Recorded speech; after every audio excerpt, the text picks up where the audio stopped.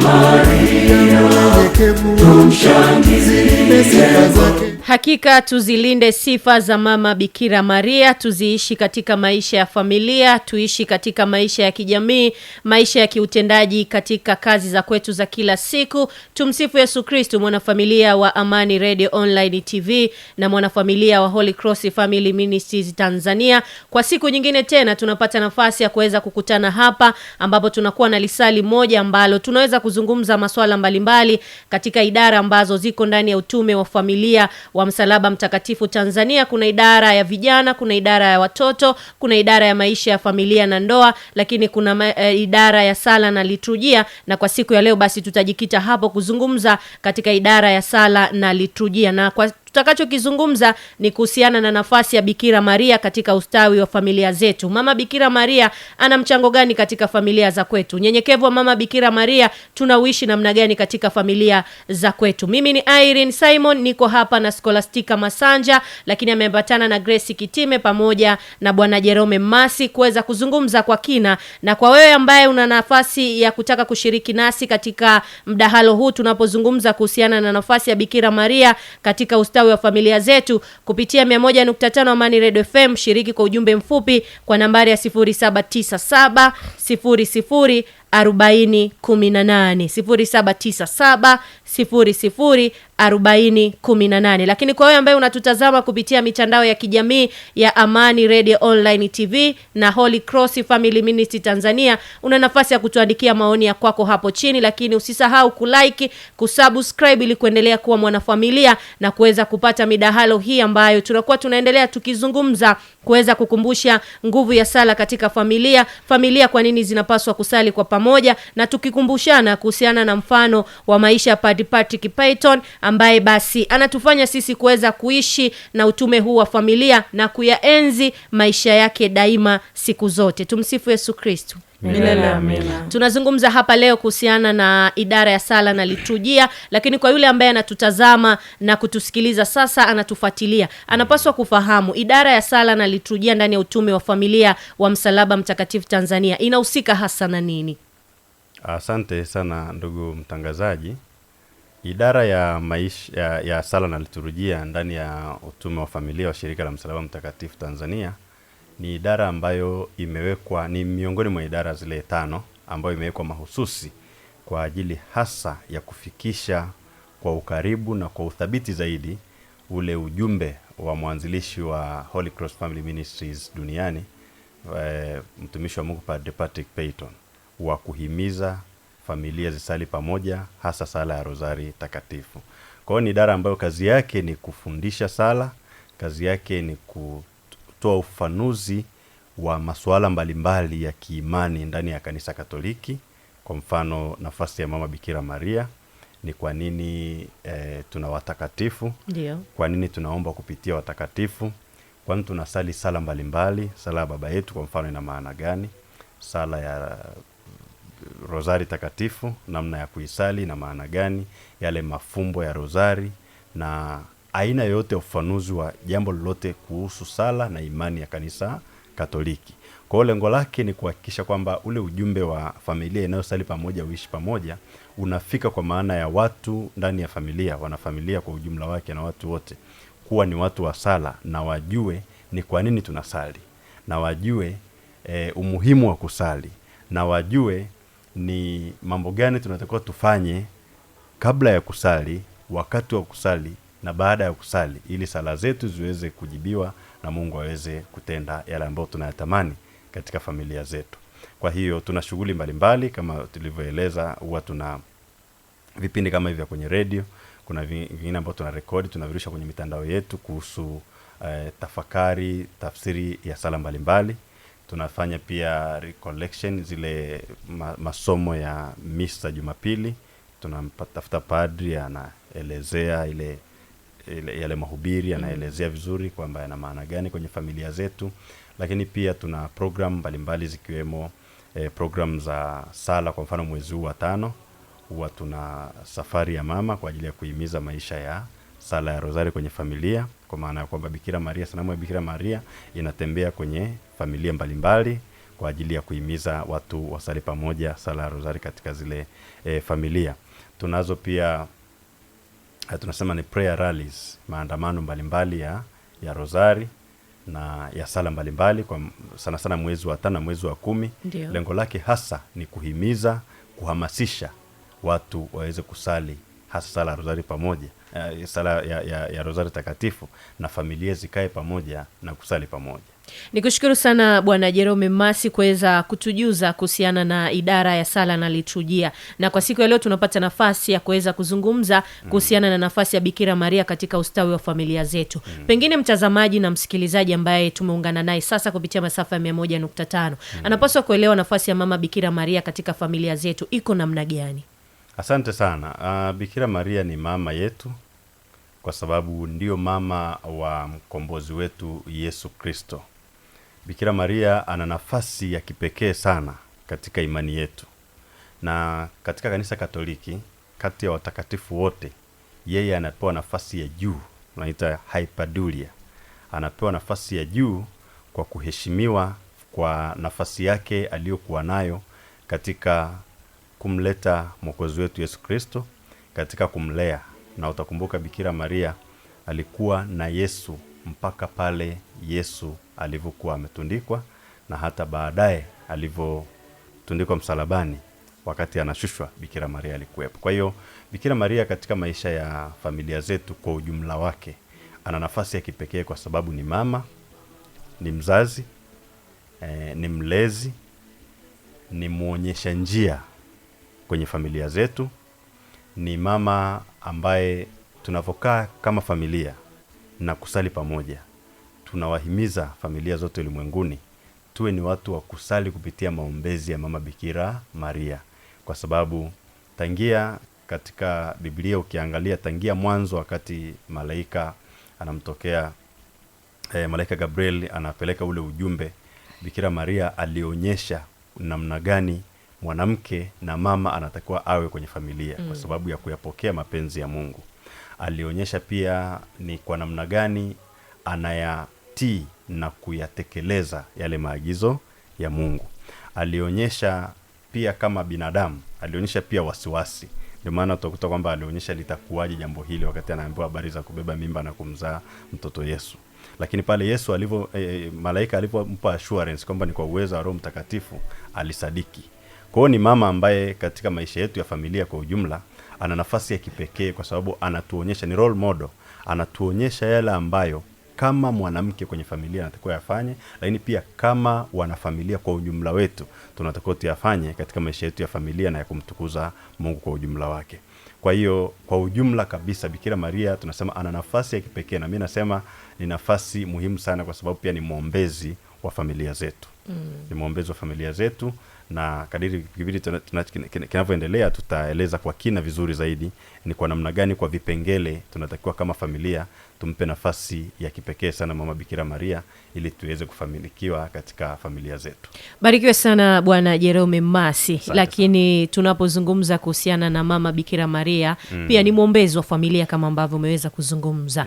Nije kwako Grace Kitime. Pengine ni sifa zipi za Mama Bikira Maria familia za sasa zinapaswa hasa kuzingatia na kuweza kuishi nazo katika maisha ya kila siku na kusimama katika imani ya Kanisa Katoliki?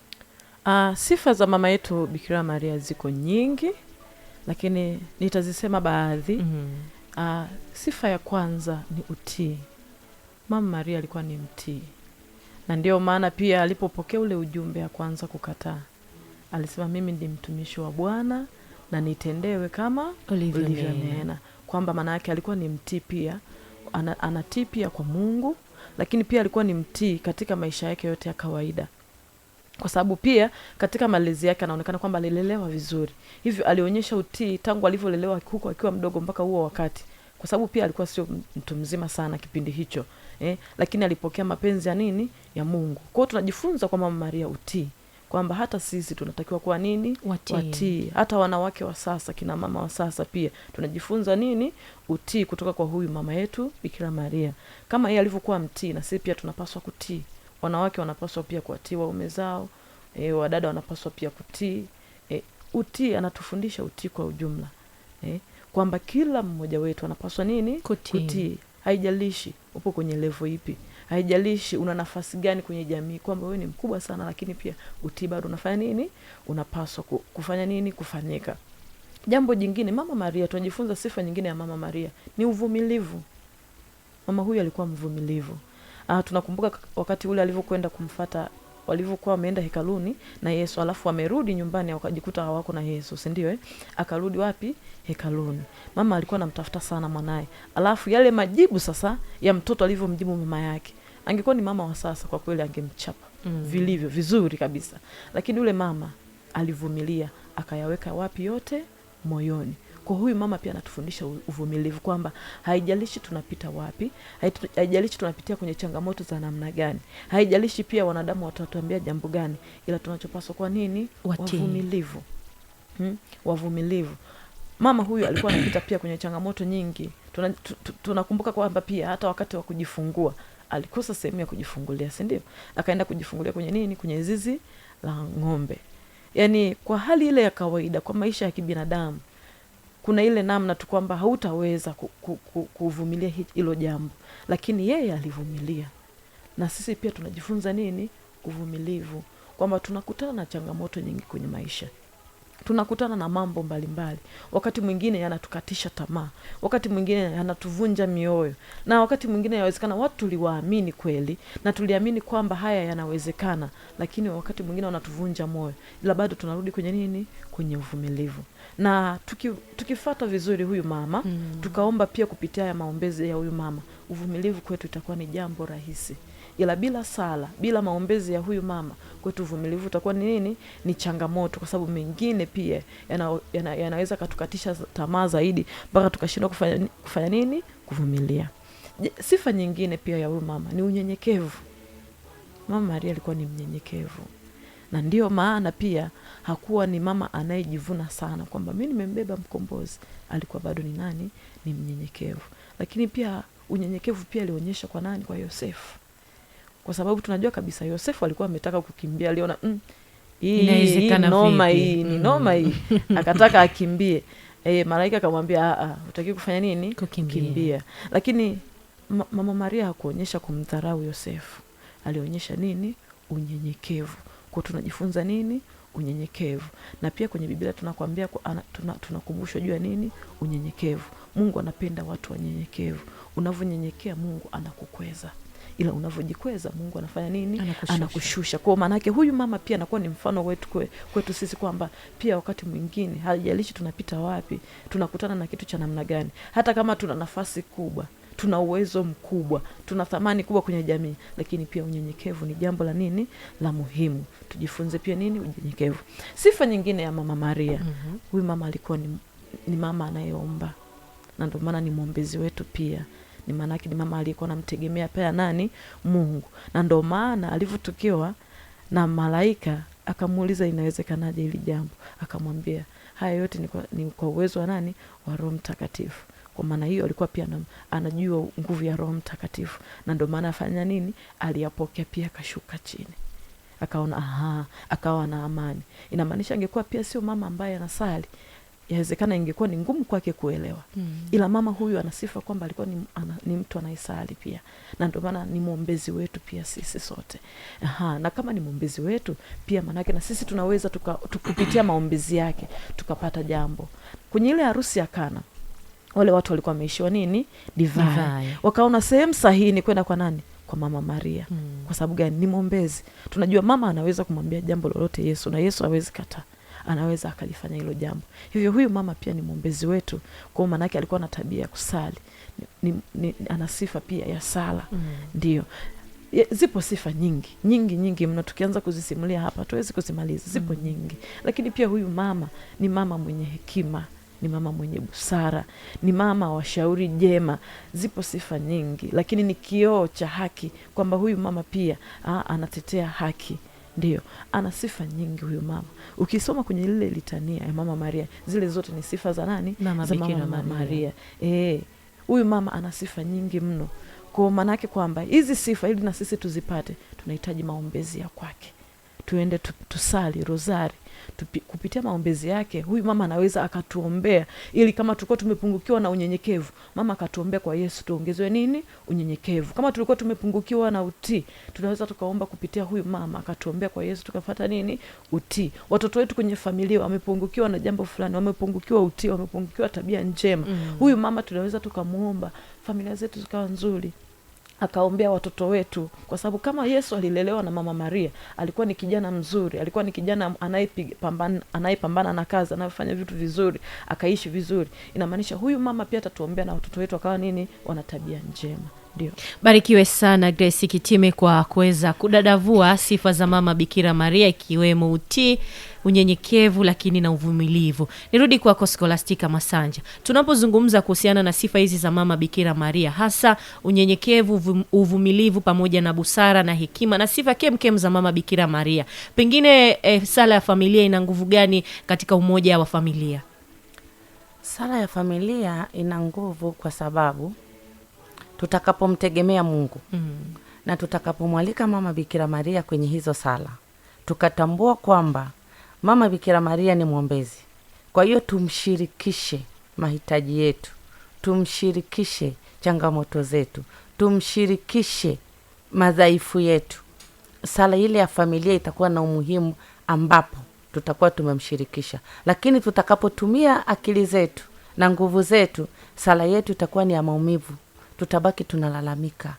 Ndio maana familia nyingi zinabaki zinalalamika kwamba sisi tunasali sana lakini hatusikilizwi, tunaomba sana, Mungu ametusahau. Kumbe tu tumesahau kumwalika Mama Bikira Maria. Kama alivyosema dada Grace, ni mwombezi wetu. Kwa hiyo kumbe tunapomshirikisha Mama Bikira Maria, sala yetu ya familia inakuwa na nguvu, inakuwa haina majuto, inakuwa haina malalamishi. Tunakuwa tunaamini kwamba yuko mama anayefikisha maombi yetu, yuko mama ambaye ni kimbilio letu. Tunapokuwa tunasali pamoja, tukamwalika Mama Bikira Maria, yeye anatupa unyenyekevu pia katika sala. Yeye anatupa kumtii Mungu na anatupa umoja, kama yeye alivyokuwa na umoja kwenye familia yake. Walitegemeana, hawakuangalia huyu ni mwanaume, huyu ni mtoto, lakini waliishi kwa umoja. Hakukuwa na ubaguzi. Hapakuwa na ubaguzi, ule ubinafsi wa sala haukuwepo. Leo hii familia nyingi zimekosa hata sala ya pamoja kwa sababu ya ubinafsi. Kila mmoja anatamani aonekane yeye ndo anajua kusali. Anataka aonyeshe ubora wa sala. Sala hizi za kutunga kutoka moyoni, kila mmoja anataka kuonyesha kwamba mimi naweza zaidi, lakini kumbe wamesahau ule unyenyekevu. Familia nyingi zimesahau tu unyenyekevu ya kujishusha kwamba sisi wote ni wamoja. Tutakapoomba mafanikio, manake mafanikio ni ya familia. Tutakapoomba watoto wafaulu, wanafaulu kwa ajili ya kusaidia familia. Tutakapoomba kufanikiwa jambo lolote, ni kwa ajili ya familia, sio kwa ajili ya mama, sio kwa ajili ya baba. Ule umoja tumeupoteza kwa sababu tumemsahau Mama Bikira Maria.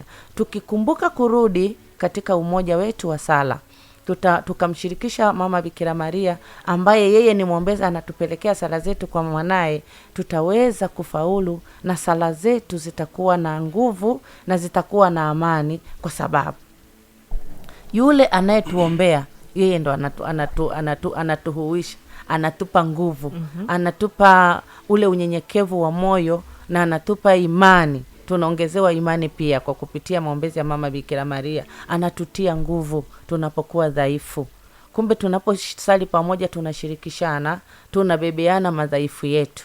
Mimi ambaye siwezi kusali sana, yule ambaye ana imani ananivuta hata mimi ambaye niko chini, kwa sababu tuko tu pamoja tunashirikishana. Familia tukumbuke kuweka nia za pamoja. Zile ndo zinatubeba.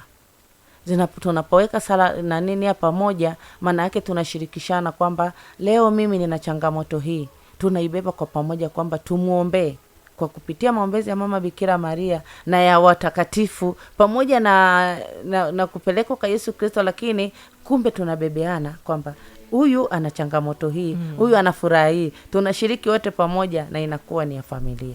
Barikiwe sana Scholastica Masanja kwa kuweza kufafanua zaidi. Familia ambazo zinatusikiliza sasa, ni matumaini kwamba wanapaswa kuelewa sala yenye nguvu daima ipo mikononi mwako. Lakini pia familia ambayo inasali pamoja huishi pamoja. Nije kwako Bwana Jerome Mmasi. Naam. Tunapozungumza kuhusiana na familia, hasa ni msingi wa utume huu wa Msalaba Mtakatifu Tanzania, lakini tunapozungumza kuhusiana na familia, inapaswa kuiga kwa namna gani utii wa Mama Bikira Maria kwa mwanae Yesu Kristo? Nakushukuru dada Irene.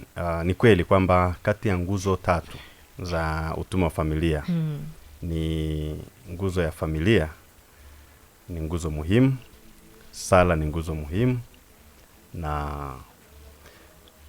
katika familia zetu na utume wa familia kwa ujumla, kitu kinaitwa utii kama ilivyokuwa kwa Mama Bikira Maria ni jambo la msingi sana. Ni jambo la msingi kwa sababu utii ndani yake unabeba unyenyekevu, ndani yake unabeba uelewa, utii ndani yake unabeba uvumilivu, utii ndani yake unabeba upendo. Bikira Maria ni mfano wa kutosha kabisa wa mambo hayo yote niliyosema na mengine ambayo sijayasema. Na ndio maana tunazihamasisha familia zote ulimwenguni tuweze kuiga na kuyaishi hata ndani ya udhaifu wetu wa kibinadamu yale ambayo aliyaishi huyu mama yetu Bikira Maria. Kwa sababu ndani ya familia kukiwa na utii, mdogo akamtii mkubwa, mkubwa akamtii mdogo, hiyo familia itakuwa ni familia ya mfano, itakuwa ni familia yenye mafanikio, itakuwa ni familia yenye maelewano, itakuwa ni familia inayompendeza Mungu. Ndani ya familia mke akimtii mume, kwa vyovyote vile, hiyo ndoa na hiyo familia itakuwa ina amani, itakuwa ina maelewano, itakuwa ina maendeleo. Ndani ya familia, na tunasema, unajua Afrika tuna kitu tunaita extended families, kwamba tunaposema familia sio tu baba, mama na watoto, pamoja na ndugu wengine, majirani na kadhalika. Tukiweza kuyaishi yale ambayo aliishi Mama Bikira Maria kwa kuwatii wengine, kwa kuwatii wakubwa na wadogo, maana yake hata ndani ya hiyo familia kwa ujumla wake na jamii kutakuwa na amani. Kuna kitu anasema huko kwamba kutii sheria bila shuruti. Sasa ndani ya familia zetu hakuna sheria, bali kuna utaratibu ambao familia imejiwekea, ambao jamii imejiwekea. Tukiwa ni watu wa kutii, yani mimi nikamtii mke wangu akanitii, watoto wakanitii, na wenyewe mkubwa na mdogo wote wakawa ni watu wa kuheshimiana, kwa vyote vile hiyo familia na jamii nzima itakuwa ni sehemu ya amani. Na amani ikisha kuwepo kunakuwa na utulivu. Utulivu ukisha kuwepo kunakuwa na maelewano. Maelewano kwa maana ya kwamba baba na mama wanaweza kukaa pamoja wakaelewana kwenye jambo fulani. Familia nzima wanaweza wakaitana wakazungumza. Kuna vitu kwenye utume wa familia tunahimiza, inaitwa kikao cha familia. Ndio. Ambao siku hizi ni kitu kipya tunakileta katika jamii zetu za Kiafrika. Mambo mengi kwenye familia yanashindwa kufanikiwa vizuri kwa sababu ya kila mmoja anafanya jambo lake. Hawakai pamoja ndani ya familia wakaelewana, wakazungumza. Mipango ya familia hawakai pamoja, mtu amshirikishi mwingine, mume amshirikishi mke au mke amshirikishi mume. Sasa mambo mengine yakifanyika, ikija kujulikana kule mwishoni, yanaleta ugomvi, yanaondoa amani kwenye ile familia. Na pengine kuna ambaye hashirikishi kutokana na kwamba pengine pia sio mtii, pengine sio mtu wa unajua kuna watu ambao pengine ndani ya familia wanakuwa ni tunasema ni stubborn, ni wasumbufu. Lakini ni wanasumbufu kwa sababu pengine kuna taarifa hawakuzipata mwanzoni. Kwa hiyo ni vizuri tuhimize sasa ndani ya familia kwamba tukiwa ni watu wa kila mmoja akamtii mwingine, hata mambo tunayosema ya vikao vya familia, kukaa kuplani na kuleta matokeo ya mambo ambayo tunayajadili kwenye familia na kukaa pamoja na familia kama familia, kusali pamoja, yatafanikiwa. Sababu rahisi ni moja, kwamba mkishakuwa ni watu ambao mnautii, nimesema kwamba lazima mtakuwa mnapendana, mtakuwa na maelewano, kutakuwa na amani ndani ya hiyo familia. Ukitazama kwa kweli familia nyingi zimekosa amani pia kutokana na kukosekana utii, zimekosekana upendo kutokana na kukosekana utii. Basi tuzialike familia zote ulimwenguni kuiga maisha ya mama yetu Bikira Maria. Kwanza kuwa na utii kwa Mungu.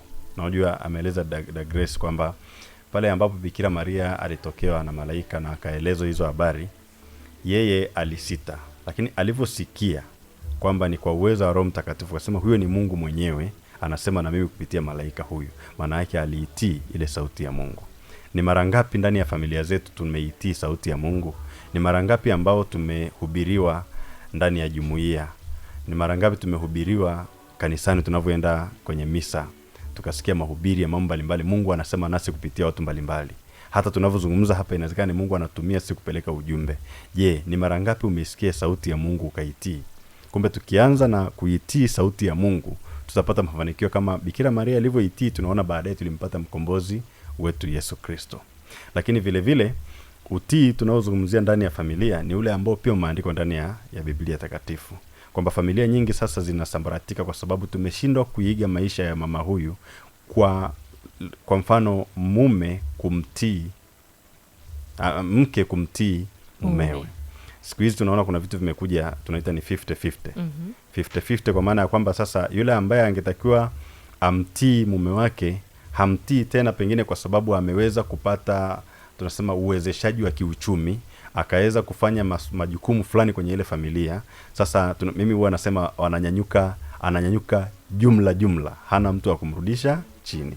Kwa wakati mwingine unakuta ndani ya familia, kwa mfano ni mama alitakiwa amuombe mume wake ruhusa kwenda mahali, hamuombi tena kwa sababu anajua mume yuko hapa nyumbani, hakuna anachofanya, mimi ndio naeleta. Ile kwa ujumla wake inaleta vurugu kwenye hiyo familia. Hata ukimwona labda ametulia, hana amani moyoni. Na ukikana mtu ambaye hana amani moyoni atakuwa na pretend. Kwa ujumla wake hiyo familia inakosa amani, inakosa upendo. Hivyo hivyo kwa wanaume pia, kuwatii wake zao kwenye maeneo ambayo mke kuna maswala anaweza akakwambia ndani ya familia. Anaweza hata kama tunasema kwa average mwanamke ni mtu amejaliwa, ni mtu wa kuongea, na wanaume wengi hawapende kukaa na kusikiliza. Yeye anataka mwanamke akija aende kwenye point. Lakini mama anaweza akaja jioni akaanza mambo mengi tu, unajua leo kuna pikipiki ilipita hapa ikapiga kelele, nikapanda pressure nikaingia ndani. Anaanzia mbali. Kuna mtoto alifanya hivi na hivi. Sasa mara nyingi wanaume tunapuuza. Ile kupuuza, mwanamke anaona kama huyu jamaa vile hanisikilizi. Kwa hiyo automatically anahisi kwamba huyu jamaa ananidharau. Lakini basi tuimize pia wanaume kwamba tumie hiyo nafasi, kaa, sikiliza, chambua, angalia ni yapi ambayo ya maana, yale ambayo sio ya maana achana naye, yale ya maana yafanyie kazi. Hiyo familia itaenda vizuri. Eneo la tatu kwenye utii, kuna viongozi ndani ya familia na ndani ya jamii kwa ujumla wake. Kwa mfano mazingira yetu ya Afrika unakuta tuna familia ya baba, mama na watoto na watu wengine, lakini pia tuna level ya ukoo, tuna level ya jamii kwa maana ya mtaa, serikali, jumuiya ndogo ndogo za Kikristo, vikundi mbalimbali. Kukosekana utii kule pia huo kumeleta vurugu nyingi sana. Na ni vizuri sasa tuzialike familia kwamba kutazama maisha ya mama yetu Bikira Maria. Hivi ukienda kwenye kikao hata kama ni cha ukoo na ndugu wanazungumza, kuna jambo hujakubaliana nalo, kwa nini usisubiri lile jambo limalize kuzungumzwa, ufuate utaratibu, uchangie, uulize, utoe mchango wako? Utaona kuna mwingine kwamba hataki kabisa kusikia la kuambiwa. Kiongozi anamwambia hebu subiri tukupe nafasi, hataki, anataka. Ile inaleta vurugu. Kwenye jamii hivyo hivyo, kwenye serikali zetu hivyo hivyo. Kwenye vikao tunavyokuwa navyo huko mtaani, kwenye vikoba, kwenye jumuiya ndogo ndogo za Kikristo, utakuta mara nyingi tunaenda jumuiya, kiongozi anatoa tangazo, jamani Jumapili iliyopita kanisani tumetangaziwa kwamba fungu la 10 wala ambao hatujapeleka wiki ijayo tupeleke. Kukosekana utii kunafanya hizo jumuiya zinavurugika. Kwa sababu gani? Yule mwanajumuiya anayesikiliza huu ujumbe hamtii yule kiongozi, anaweza akaanza kuleta production, na mwingine hata anahamasisha watu wasitoe. Kuna mwingine anaweza kusema tu kwamba bwana tunajenga kanisa miaka 10 halikamiliki, hatutoi. Ile ni kukosekana utii. Ukishasema hivyo tayari kuna doo umelitia, na inafanya moja kwa moja na watu wengine waweze washindwe kushiriki kikamilifu katika ule mchango ambao ungetakiwa utolewe. Na mwisho wa siku tunasema unachelewesha au unaziba zile njia za kuleta maendeleo. Kwa hiyo ni vizuri tutumie nafasi hii katika kutazama mama Bikira Maria, hasa tunavyoelekea mwisho wa mwezi wa 5. Tutazame namna ambavyo alikuwa mtii, na sisi tuwe watii, tuwe wapole pia, tuwe ni watu wa kusikiliza, tuwe ni watu wa kushauri, na sio tu kuleta vurugu katika familia na katika jamii kwa ujumla. Amina. Tukisalia hapo hapo katika kuzungumza kuhusiana na familia, Grace Kitime, pamoja na haya yote ambayo Bwana Jerome Mmasi ameweza kuyazungumza, familia zinahitaji upendo, familia zinahitaji kuhudumiana kiuaminifu. Pengine familia hizi ambazo tunazungumza nao kwa siku ya leo, familia za Kikristo, namna gani wanaweza kuishi huu mfano wa Mama Bikira Maria alivyoweza kuhudumia familia yake kwa upendo pamoja na kwa uaminifu? Familia pia zinaweza kuishi upendo na kuhudumiana, kwanza kabisa kusikilizana. Mfano, mtoto ameenda shule, amerudi jioni, wazazi wakawa na nafasi pia kumsikiliza mtoto akaongea kile alichoongea, hata kama sio kitu cha maana sana, ila mtoto pia anapenda kufanya nini? Kusikilizwa. Akisikilizwa akasema kile alichokuwa nacho, na wazazi wakaongea jambo moja au mawili, mtoto ataona kama anapendwa, anathaminiwa, lakini pia ataona anahudumiwa. Haijalishi kama unatoa ada, yeye hata angalia ada, ila kile kitu kidogo ulichokifanya, huyu mtoto atafanya nini? Atakifurahia. Hivyo kukiwepo kwa kusikilizana, mama akamsikiliza mume akamsikiliza mke, wazazi wakamsikiliza mtoto, hiyo itaonyesha pia upendo ndani ya familia. Upendo utaendelea kudumu. Yaani masikilizano yanaleta upendo, kwa sababu kuna mtu ataona hajadharaulika, ataona hajatengwa, ataona hajawekwa pembeni. Ile inadumisha nini? Upendo. Lakini jambo jingine ni kusaidiana. Wanafamilia wanaposaidiana, upendo unaendelea kudumu. Kwenye familia mama yetu Bikira Maria walikuwa wanasaidiana. Huyu alikuwa anafanya jambo hili, huyu anafanya jambo hili. Baba alikuwa anaranda, si ndio? Na mtoto anasaidia. Yaani walikuwa wanaishi maisha ya kusaidiana.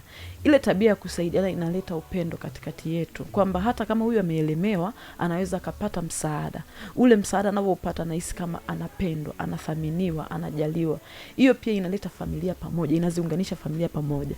Sio kwa sababu hili jambo alikuwa anafanya mama, alifanya tu mwenyewe, au hili jambo kwa sababu alikuwa analifanya baba, alifanya mwenyewe. Yule mtu anaona kama mbona ninaachiwa? Mbona sipati msaada? Hata ile kuwa karibu naye wakati anafanya jambo, kampigisha story, akaendelea kupata nguvu za kufanya kazi. Ile inaleta familia nini? Pamoja. Na familia inavokutana pamoja, wanakokuwa pamoja na upendo, wakikuwa wanaishi kwa upendo, ile familia lazima watapata nafasi ya kusali. Kwa sababu gani? Wamezoea kukaa kwenye maisha ya upendo, kusaidiana, amani na kusikilizana. Ipo katikati yao. Kwa maana yake hata nikimwambia fulani njoo tusali, kwa sababu tuna tabia ya kusikilizana, tuna tabia ya kuzungumza, atakuja. Ila kama hatuna tabia ya kusikilizana, wewe kwani ni lazima? Lakini tukiwa tuna hiyo tabia ya kusikilizana, lakini kusaidiana, hata nikisema njooni tusali pamoja, kwetu itakuwa ni shangwe, itakuwa ni rahisi sana. Na ule muda pia itakuwa kwetu ni muda rahisi wa kushare vitu mbalimbali. Kwamba mimi nilikuwa natamani tusali juu ya hiki, mimi nilikuwa natamani tusali juu ya hiki, nilikuwa natamani tusali juu ya hiki. Kwa familia pia zinazidi kujenga nini? Kujenga upendo. Jambo jingine pia, familia zipate muda pia wa kuonyana kwa upendo.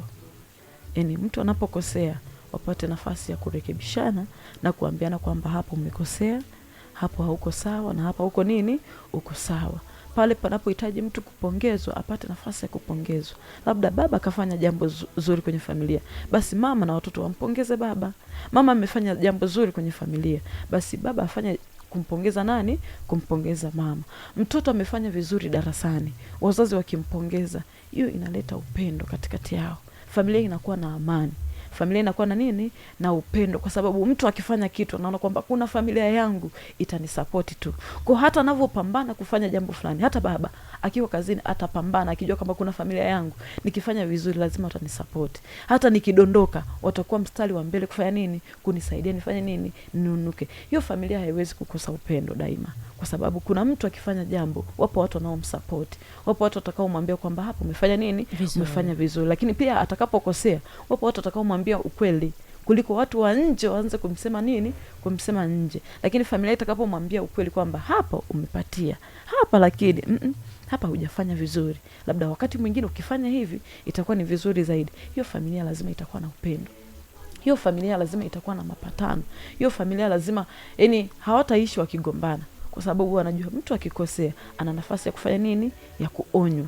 Mtu akikosea ana nafasi pia kusikilizwa, akafanya nini? Akaonywa vizuri. Kwa familia kama ya Mama Bikira Maria walikuwa wanaishi kwa upendo sana. Maisha yao yalikuwa ni ya upendo. na ndio maana walikuwa wana tabia pia kushirikishana na kushirikiana. Ndio maana wakati mwingine walikuwa wanachukuana kama familia nzima, wanakwenda wapi? Hekaluni, wanaenda kama familia. Wakitoka pia hekaluni wanarudi wapi? Wote nyumbani, wanasaidiana. Na familia zetu zikiwa namna hiyo, zikiwa na upendo namna hiyo, familia zetu hazitaweza yani hakuta kuwepo na mmomonyoko, hakuta kuwepo na magomvi. Lakini watoto wetu pia tutalea watoto ambao watakuwa ni bora. Watoto watakuwa ni bora. Lakini jambo jingine pia linaloweza kuleta upendo pia katikati ya familia ni sala. Yaani tunasema sala ni msingi wa kila kitu. Mahali ambapo tunaona kwamba kuna mahali ambapo kuna kitu kinakosekana, sala ikiwekwa hapo kwenye hicho kitu, sala inaleta familia pamoja. Familia inapokutana pamoja, wakasali pamoja, pale hata kama kulikuwa kuna ugomvi, watapatana, kwa sababu hamwezi mkasali kama mjawa sawa. Hamwezi mkakutana mkasali pamoja wakati kuna mtu ana ugomvi, kuna mtu ana chuki moyoni, kuna mtu amegadhibika. Ni lazima sala inatukutanisha pamoja. Tunasema pia sala inatuunganisha nini? Pamoja. Kwa maana yake tunaposali, hii familia lazima itakuwa na nini? Na upendo. Na pia tunapiga mfano mama Bikira Maria, kama tulivyosema kwamba alikuwa ni mtu anayesali, inamaanisha pia na familia yao walikuwa wanasali. Ndio maana alikuwa anapata pia muda wa kwenda hekaluni pamoja, kwa sababu ni watu walikuwa wanafanya nini? Wanasali. Hivyo familia zetu pia zikiwa na msingi wa sala, upendo lazima utakuwepo tu. Yaani familia tu lazima zitakuwa na amani, zitakuwa na furaha, na upendo utakuwa katikati yetu, kwa sababu tunaposali pia Mungu huwa analeta upendo katikati yetu. Hata kama mtu alitaka kufanya kitu kibaya, nafsini mwake tu itaingia roho ya upendo kwamba hii ni damu yangu, hii ni familia yangu, hii ni jamii yangu. Hakutakuwa tu kwenye familia, hata jamii kwa ujumla tutakuwa tuna ule upendo kwenye jamii kwamba mimi nikifanya hivi huyu hapa atakwazika, nikifanya hivi utakuwa na hofu ya Mungu ndani yako. Na hiyo hofu pia itafanya familia zetu zinakuwa na upendo, lakini pia hata jamii kwa ujumla upendo utakuwepo. Barikiwe sana Grace Kitime. Lakini tunapozungumza hapa Bwana Jerome kuhusiana na upendo, lakini familia kuweza kuhudumiana, pengine tukio la harusi ya Kana linatufundisha nini hasa kwa familia za sasa ambazo zinapitia changamoto, zinashindwa kusali pamoja, zinashindwa kuhudumiana, zinakosa ule ukuu wa Mungu katika maisha ya familia? Asante sana dada Irene. Harusi ya Kana ni mfano mzuri sana wa, kwanza nasema, unajua ndio ulikuwa muujiza wa kwanza ambao Yesu aliutenda. Na mimi nikijaribu kutazama maandiko matakatifu yanavyozungumzia kuhusu ile harusi ya Kana, ilikuwa ni sehemu ambayo ina mafunzo mengi, kwanza kwa wanafamilia na wamama kwa ujumla. Unafahamu Yesu alialikwa na akaenda na mama yake na watu wengine, na alivyofika kwenye ile harusi, yeye mama alienda tu kama mwalikwa wa kawaida. Lakini ilivyofika mahali wakatindikiwa divai, Biblia inatuambia wale waliokuwa maandaa ile sherehe hawakumfuata Yesu, ujue walimfuata mama yake. Wakamwambia, na mama yake kwa sababu anafahamu nguvu alionayo kijana wake, kwa maana nyingine anafahamu tabia ya kijana wake, akawaambia subirini. Yeye akaenda akamueleza kijana wake.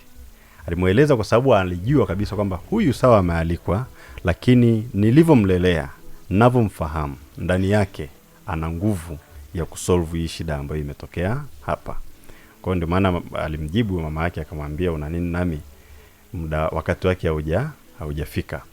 Na utaona sasa mama Bikira Maria alirudi kwa wale watu waliomuendea, akawaambia, atakalowaambia fanyeni. Nani atakalowaambia? Yesu ambaye ni mtoto wangu, najua kwamba jambo hili hata linyamazia. Jambo hili atalitafutia ufumbuzi. Na mwisho wa siku naona sasa Yesu aliwapa maelekezo wale watu, na walipewa maelekezo kwa sababu mama Maria alishawaambia kwamba atakachowaambia fanyeni. Walifanya yale maelekezo. Sasa tuje kwenye familia zetu. Ni mara ngapi tuna wamama wa baba ndani ya familia ambao hatujuani vizuri ubora wetu? Tuna ukaribu wa namna gani kujua madhaifu ya mtu na strength, ile nguvu ya mtu katika jambo fulani? Unafahamu kuna mambo mengine ndani ya familia, tuna wahubiri wazuri ndani ya familia, lakini hatuwajui. Tunaenda kutafuta wahubiri wa nje ya familia. Ni kwa sababu tumekosa muda wa kukaa pamoja kama familia na kutambua kila mmoja nguvu alionayo. Sasa kwenye ile harusi ya Kana kwa ujumla wake tujifunze mambo yafuatayo. Moja, kwamba ndani ya familia zetu tunazo changamoto, zipo, zilikuwepo na zitaendelea kuwepo.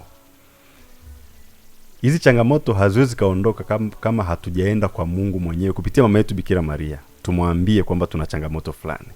Ni familia hazielewani, tumwambie kwamba kwenye hii familia hatuna maelewano. Tusaidie, mwambie mwanao Yesu Kristo atusaidie.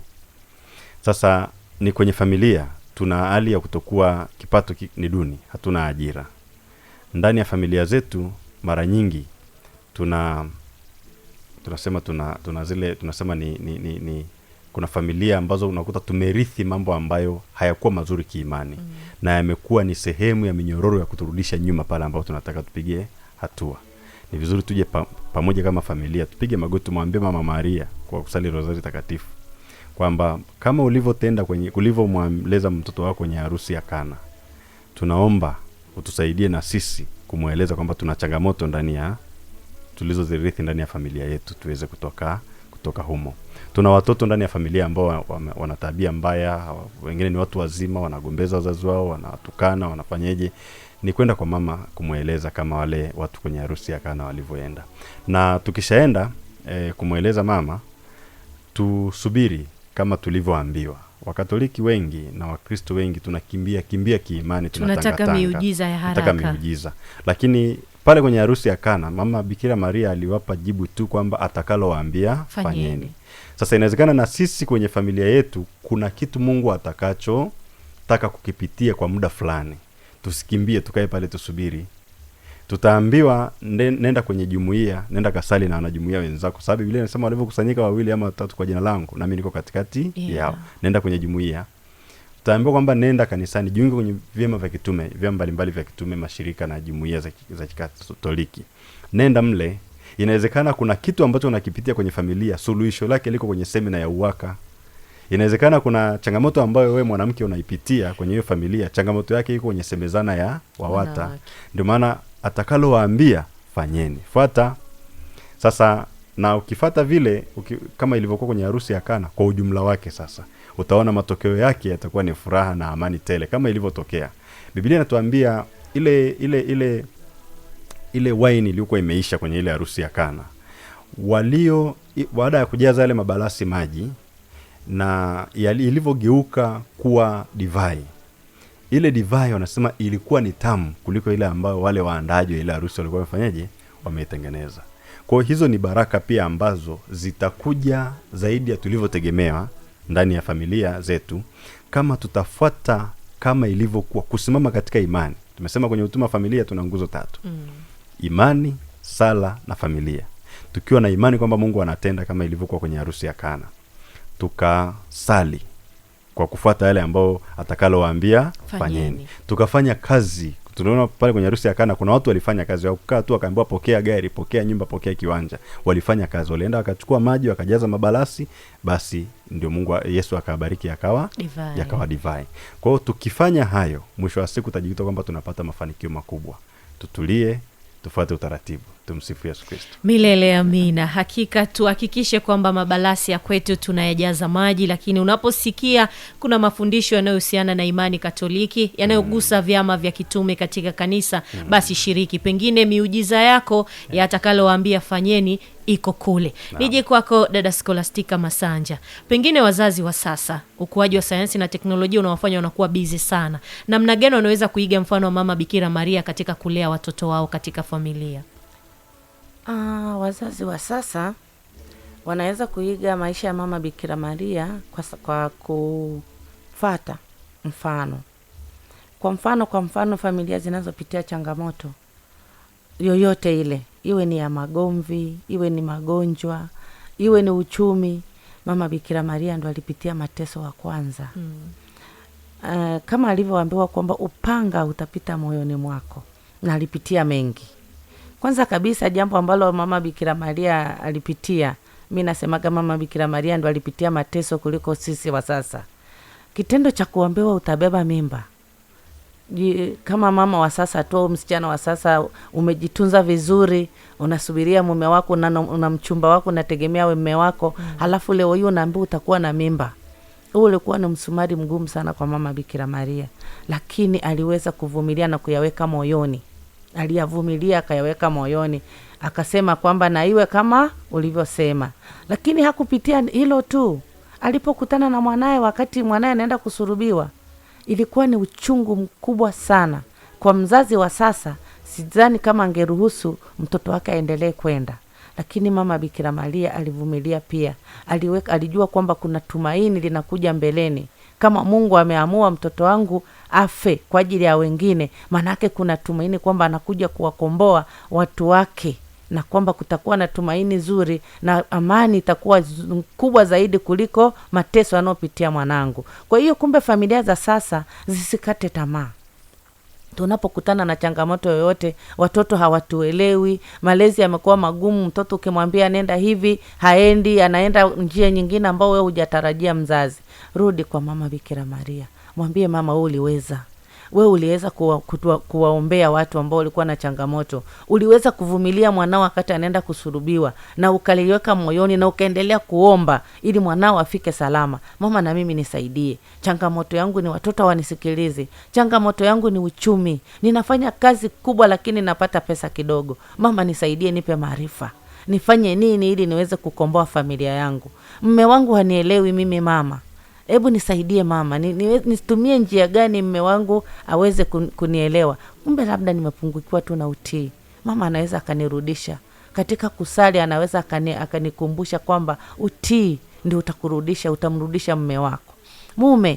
Mke hakuelewi vizuri, hebu rudi na wewe kwa mama Bikira Maria. Mwambie mama Bikira Maria, nisaidie, nifanye nini mke wangu aweze kunielewa? Kumbe umesahau tu ile nguzo ya ndoa, upendo. Mume ameagizwa kumpenda mke. Mke asipopendwa, asipoona upendo wa mume, atamtii mtu ambaye hampendi, na yeye anapunguza utii kidogo kidogo. Kumbe tunasahau tu zile nguzo chache za familia ambazo ni vitu vidogo sana ambavyo vinasababisha tunatumia nguvu nyingi. Mtu analazimika kwenda kushinda kwenye maombi ili aweze kumrudisha mume, anaweza kushinda kwenye maombi kwenye mikutano mbalimbali ili aweze kurudisha watoto wake. Kumbe amesahau tu kitu kidogo, kusali rozari. Tena unasali ukiwa ndani kwa unyenyekevu kabisa, huku ukimwambia mama, ninaposali ili fungu la kwanza, ninakuomba mama Bikira Maria, sali na mimi. Ninaposali punje hizi, mtoto wangu akaweze kurudi, ambaye ana changamoto ya masomo, ambaye ana changamoto ya kupata kazi. Mama Bikira Maria anakusaidia ukiwa ndani kwako, umetulia bila hata kutangatanga. Turudi kwenye msingi ili mama Bikira Maria awe tumaini letu kwenye familia zetu, na akawe kielelezo cha sisi kwenye familia, na changamoto nyingi tutazishinda kwa kupitia kumtegemea mama Bikira Maria. Barikiwe sana Scholastica Masanja. Lakini kwa kutamatisha, Bwana Jerome Masi, katika idara ya sala na liturujia, pengine leo tumezungumza kuhusiana na nafasi ya mama Bikira Maria katika ustawi wa familia zetu. Unalipi la kumjuza msikilizaji, hasa tunapohimiza familia kusali, kuweka imani na kuamini kwamba hata katika sala ya mama Bikira Maria tunapomtanguliza, basi mabalasi ya kwetu yanaweza yakajazwa na tukafanywa upya? Asante sana Dairin. Kwa anayetusikiliza na atakaye tuona pia, aelewe ndani ya familia zetu kwamba familia inajengwa kwa umoja, kwa ushirikiano, kwa upendo, kwa utii. Yosefu alitokewa na malaika katika ndoto, akapewa habari kwamba amuondoe Yesu wakimbilie Misri kwa sababu kulikuwa na hatari ya kuuawa. Bikira Maria hakupinga. Alichoambiwa na Yosefu kilikuwa ni kuchukua mtoto na kuondoka. Hakukuwa na upinzani. Lakini angalia pia, wakati mtoto Yesu ameenda akawa anafundisha wale watu, ambapo wengine wanasema Yesu alipotea, akawa anatafutwa. Walivyokutana, aliyemuuliza Yesu ulikuwa wapi hakuwa Yosefu, alikuwa ni Maria, kwamba mimi na baba yako tumekuwa tukifanyaje, tukikutafuta. Sasa mambo ya siku hizi kwenye familia ukitazama kwa ujumla wake, wakati mwingine pengine tumetetereka kwa sababu ya pengine kutolielewa neno au kulifuata neno. Unaona kwamba katika haya mifano miwili niliyoitoa hapo, hii familia takatifu ilikuwa ni familia ambayo moja inapendana, mbili ina mawasiliano mazuri, tatu utii. Bikira Maria alichokuwa anafanya ni kutii. Yosefu alimwambia kwamba tuchukue mtoto tuende Misri, hakukuwa na mjadala, waliondoka na mtoto alikuwa salama. Na walipokutana na Yesu kama nilivyosema kwamba walikuwa watu tumekuwa kutafuta kwa siku 3, Bikira Maria aliuliza tumekuwa, sio nimekuwa. Maana yake ni ujumbe kwenye familia zetu kwamba mtoto sio wa mtu mmoja. Hakuna watoto wa mama wala watoto wa baba, ni watoto wetu sote.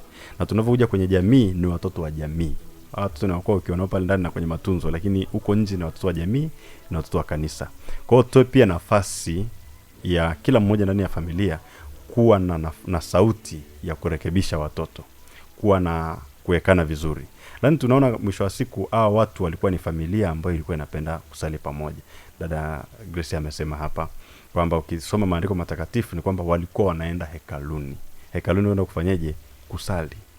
Sasa sisi mara nyingi tunavyoenda kanisani, mfumo wetu wa kwenda kanisani, familia za sasa, baba kivyake, mama kivyake. Pengine mama anaenda, baba haendi. Kuna wengine baba, mama, watoto hawaendi kanisani.